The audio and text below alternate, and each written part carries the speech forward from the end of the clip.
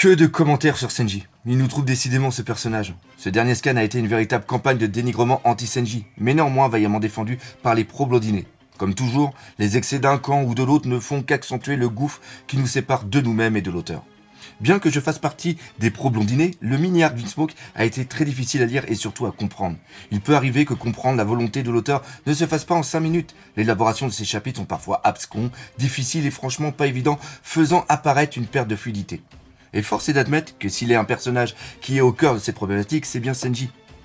L'œuvre d'Oda ayant dépassé le milieu, il est un tantinet urgent d'en finir avec l'ambiguïté et les attertoiements de certains personnages.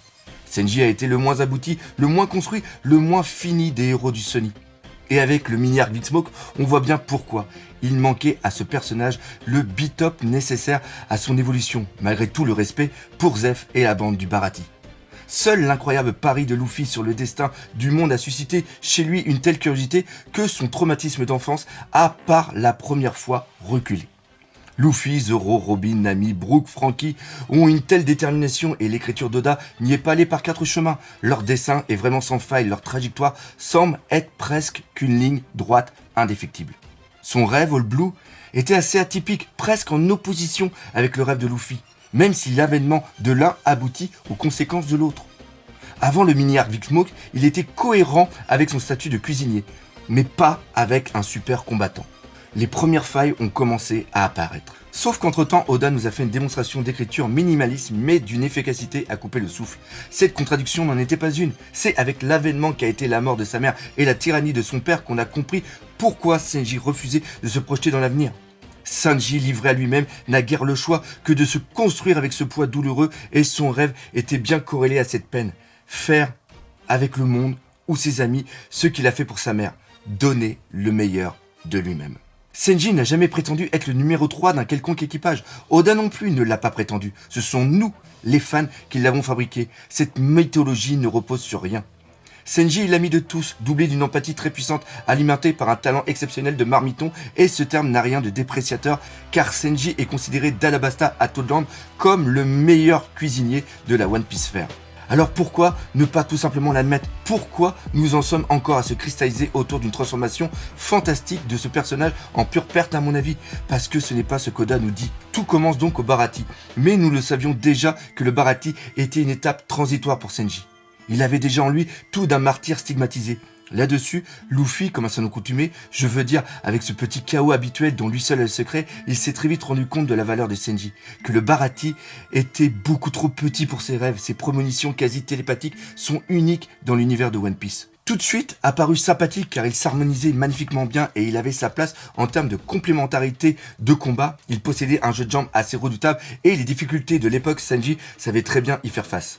Pour ceux qui se souviennent, c'était l'époque d'avant l'avènement du fluide, de pas mal d'autres secrets non révélés. Disons qu'au départ, les ennemis de l'époque étaient surtout des fripouilles qui avaient besoin d'une remontée de bretelles, même si certains étaient extrêmement dangereux quand même. Notre jeune héros était fraîchement disponible et il avait la motivation des invincibles, il était de même pour tout l'équipage. Pour un temps encore, leur innocence leur faisait prendre des risques incalculables. Ils étaient persuadés qu'un rêve se réalisait à condition d'y croire au-delà de tout. Mais ce n'est malheureusement plus aussi simple. Oda nous l'a gratifié pendant cette période parmi ses meilleures planches. C'est vrai que le trio Luffy, Zoro, Senji était prometteur. C'est pendant cette période que beaucoup d'entre nous ont commencé à singulariser l'œuvre d'Oda comme une œuvre littéraire graphique. C'est là que nous avons commencé à nous approprier les personnages parce que l'écriture d'Oda le permet. Luffy, Zoro, Senji personnifiaient le trio spectral de One Piece. C'est après l'arc Alabasta qu'on a commencé à sentir que tout n'était pas très clair dans le comportement de Senji. Son obsession des femmes un peu puérile, certes très réfléchissante au départ, mais masquait un problème qui est très vite devenu excessivement récurrent à fort et à mesure des scans.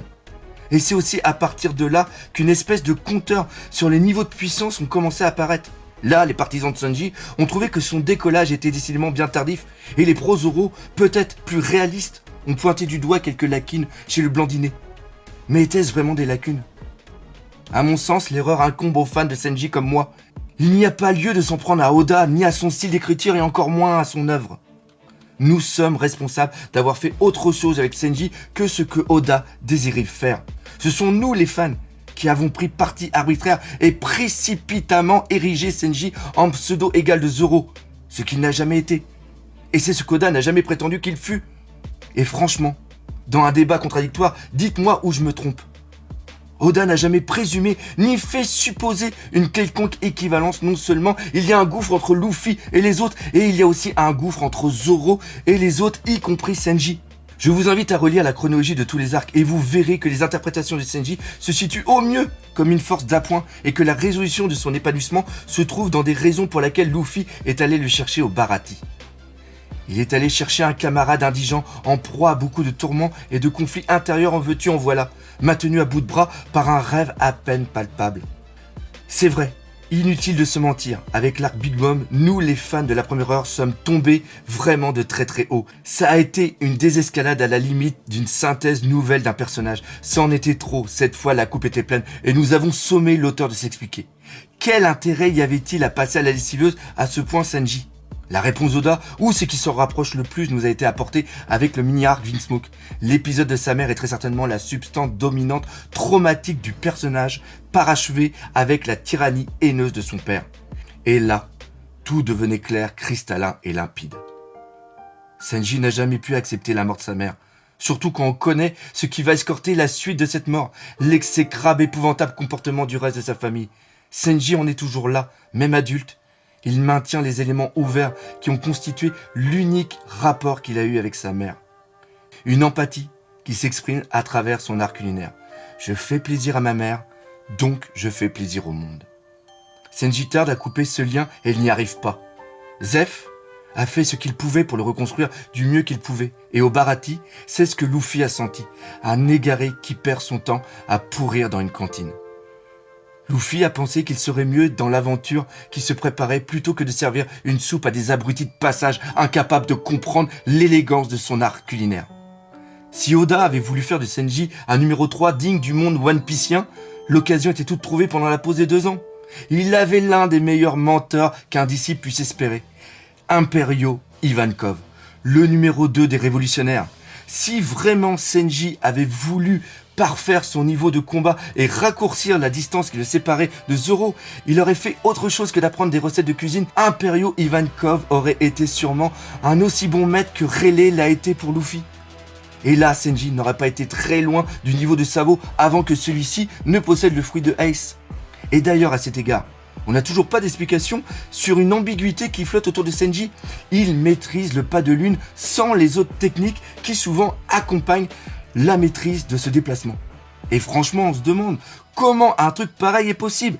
Quel est l'intérêt de maîtriser la moitié d'une technique et pas le reste? Surtout que le pas de lune est plus une technique de fuite, ce qui arrange pas la crédibilité de Sanji. Parce que là, c'était le coup du nez de Cléopâtre, un Sanji avec la maîtrise du CP9, et là, la donne n'était plus tout à fait la même. Il suffit de se souvenir des ondes de pression qui étaient capables de provoquer pour peu qu'ils puissent l'enflammer. Waouh! Et oui, seulement voilà, Jinbei devenait une évidence, et il fallait donc déconstruire juste ce qu'il faut l'un des personnages, et ce personnage ne pouvait être que Sanji. Ces traumatismes d'enfant faisaient office de barrage à toute l'émulation martiale et c'était parfaitement vraisemblable et ça tenait la route remarquablement bien. Après l'apparition du Jinbei dans l'équipage n'était qu'une formalité.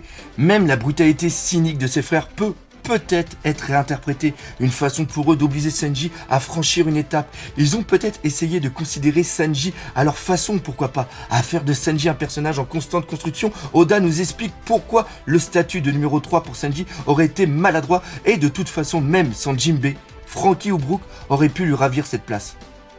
Ce statut de numéro 3 a toujours été un statut autoproclamé par les fans, jamais par l'auteur. Sanji reste un élément décisoire de l'œuvre d'Oda, parce qu'il apporte sa part de lumière dans l'ascension de son capitaine, qui lui a tellement compris le désœuvrement de son cuisinier préféré, qu'il aurait affronté Kaido, Big Mom, Barbe Noire en même temps pour récupérer un ami plus qu'un cuisinier. Ce n'est pas uniquement ses talents culinaires qui ont fait pencher la balance, car on sait que Luffy est capable de manger ses propres plats qui ont failli décimer le reste de l'équipage. On se dit que ce capitaine serait accommodé de n'importe quel cuisinier. Luffy apprécie Sanji pour ce qu'il est et rien d'autre. Sanji trouvera le moment venu les appuis qui lui permettront d'avancer, libre à lui alors d'absorber un fruit du démon. Et là, il fera la fierté de tous, inclus les fans de Zoro. Le message d'Oda est clair, soyez patients, les choses viendront en leur temps. Sanji reste un personnage qui s'en est pris plein la gueule. Il fallait d'abord évacuer l'épisode de Vinsmoke pour passer à autre chose. Et pour la première fois, ses frères l'ont aidé, certes, pour des raisons suspectes, mais tout de même, ils l'ont quand même aidé. Quant à la prétendue mauvaise estimation d'Oda en maîtrisant pas le rapport des forces entre les personnages, c'est juste une sinistre rigolade à balayer du revers de la main. Comme toujours, ces critiques interviennent en dehors d'un contexte bien précis. On prend deux événements pseudo-similaires et on en fait un comparatif. Et pourtant, pas faute de la part d'Oda de nous expliquer en long, en large et en travers que le contexte conditionne l'émulation des personnages. Qu'en d'autres termes, quand Katakuri ridiculise Ichiji, cela intervient après la trahison de Big Mom qui l'écueille à froid. Nous avons d'un côté des instigateurs perfides, bien préparés à la suite des événements, et de l'autre des frères complètement désarçonnés, et c'est vrai un petit peu par suffisance. Ils ne sont peut-être pas complètement à jeter aux orties, ces Vinsmoke. Ils sont peut-être eux-mêmes dans une sorte de conflit. Ils réfrènent une forme d'idéalisme. La trahison les a démolis. En revanche, les représailles les stimulent d'une toute autre manière, ce qui explique leur combativité dans le scan de la semaine dernière, et avec eux, la vengeance se mange froid, chaud ou avec une sauce, peu importe. Si l'esprit d'initiative ne joue pas en leur faveur, rien d'étonnant à ce qu'ils soient court-circuités. Dès lors qu'ils reprennent le contrôle de cet esprit d'initiative, ils savaient exploiter vraiment leur talent tactique, ce qui revient à priver le camp d'en face d'une contre-réaction. Il n'y a donc pas de contradiction ou de discontinuité dans l'œuvre d'Oda. Ceux qui le prétendent devraient changer de manga, c'est tout. Il y a assez de mangas débités au kilomètre carré pour les satisfaire. L'almanach scénaristique et contractuel d'Oda est tout simplement parfaite.